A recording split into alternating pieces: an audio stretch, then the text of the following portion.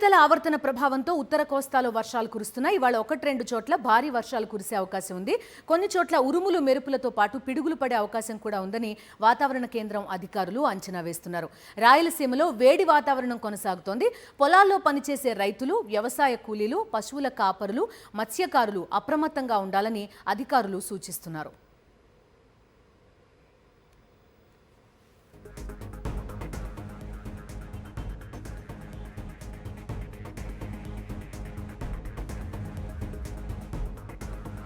So వాతావరణం ఎలా ఉండబోతోంది? అటు కోస్తా ఆంధ్రలో చిరుజల్లులు, చల్లటి వాతావరణం ఉంటే రాయలసీమలో మాత్రం వేడి వాతావరణం ఉంటుందని చెప్తున్నారు వాతావరణ అధికారులు. ఫుల్ వెదర్ రిపోర్ట్ తెలుసుకుందాం. ప్రస్తుతం మనతో పాటు జాయిన్ అవుతున్నారు విశాఖపట్నం నుంచి అనిల్, మనతో పాటు జాయిన్ అవుతున్నారు. అనిల్, చెప్పండి, కరెక్ట్గా బీచ్ ఒడ్డున ఉన్నారు, కాస్త చల్లటి వాతావరణం ఉంటుంటుంది. వేరేజ్ రాయలసీమకు వచ్చేసరికి చాలా వేడిగా ఉంటుంది, అప్రమత్తంగా ఉండాలంటున్నారు వాతావరణ అధికారులు. ఎలాంటి అప్డేట్స్ ఉన్నాయి? వెదర్ రిపోర్ట్ ఏంటి? నిన్న మొన్న 2 రోజుల పాటు కూడా పూర్తిగా వాతావరణం అంతా కూడా చల్లబడింది. దాదాపు ఉష్ణోగ్రతలు సాధారణం కంటే తక్కువ ఉష్ణోగ్రతలు నమోదయ్యాయి. ఉత్తర కోస్తా వ్యాప్తంగా కూడా పెద్ద ఎత్తున వర్షపాతం నమోదైనటువంటి పరిస్థితి ఉంది. ప్రధానంగా ఇటు విజయనగరం, శ్రీకాకుళం, విశాఖపట్నంతో పాటు కోస్తా జిల్లాలన్నింటిలో కూడా తేలికపాటి నుంచి మోస్తరు వర్షాలు నమోదయ్యాయి. గరివీడి వంటి ప్రాంతాల్లో 13 సెంటీమీటర్ల భారీ వర్షం నమోదైంది. నిన్న ఉదయం కూడా అనకాపల్లి జిల్లాలో 5 సెంటీమీటర్ల వర్షపాతం నమోదైంది. ఇటు అల్లూరు సీతారామరాజు జిల్లాతో పాటు ఇటు పార్వతీపురం, మన్యం, శ్రీకాకుళంలో ఉన్నటువంటి అన్ని ప్రాంతాల్లో కూడా పెద్ద ఎత్తున వర్షపాతం నమోదవుతూ వస్తుంది. అయితే వాతావరణ శాఖ మొదటి నుంచి సూచిస్తున్నట్టుగానే ఉపరితల ఆవర్తన ప్రభావంతో పెద్ద ఎత్తున వర్షాలు నమోదవుతాయని వాతావరణ శాఖ చెప్పింది. అయితే ఈ రోజు నుంచి కూడా వాతావరణంలో మార్పు రాబోతూ ఉంది.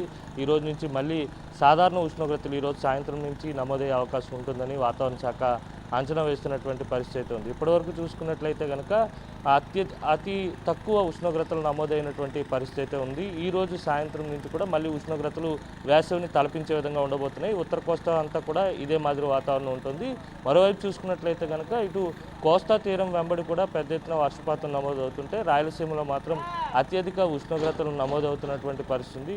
అనంతపురం జిల్లాతో పాటు కర్నూలు, నంద్యాల ప్రాంతాల్లో పెద్ద ఎత్తున 40 డిగ్రీలకు పైగా ఉష్ణోగ్రతలు నమోదవుతున్నాయి. అయితే ఈ వేసవి తాపం అంతా కూడా ఆ ఏరియాల్లో పెద్ద ఎత్తున ఉండబోతోందని వాతావరణ శాఖ అంచనా వేస్తుంది. అయితే నెలాఖరు వరకు కూడా సాధారణ ఉష్ణోగ్రతలు ఇటు కోస్తా తీరం వెంబడి నమోదయ్యే అవకాశం ఉంటుంది. రాయలసీమలో మాత్రం వడగాల్పులు, అలాగే పెద్ద ఎత్తున ఉష్ణోగ్రతలు నమోదయ్యే అవకాశం ఉంటుంది. అయితే ఈరోజు ప్రధానంగా చూసుకున్నట్లయితే కనుక కోస్తా తీరం వెంబడి అక్కడక్కడ చెదురుమదురు వర్షాలు పడుతూ 1-2 చోట్ల భారీ వర్షాలు పడే అవకాశం ఉంటుంది. అలాగే ఉరుములు మెరుపులతో కూడినటువంటి వర్షం కురిసి పిడుగులు పడే అవకాశం ఉన్న నేపథ్యంలో రైతులు కావచ్చు, రైతు కూలీలు అంతా కూడా అప్రమత్తంగా ఉండాలి. మత్స్యకారులు చాలా అప్రమత్తంగా ఉండాలని చెప్పి వాతావరణ శాఖ అయితే మాత్రం సూచించింది.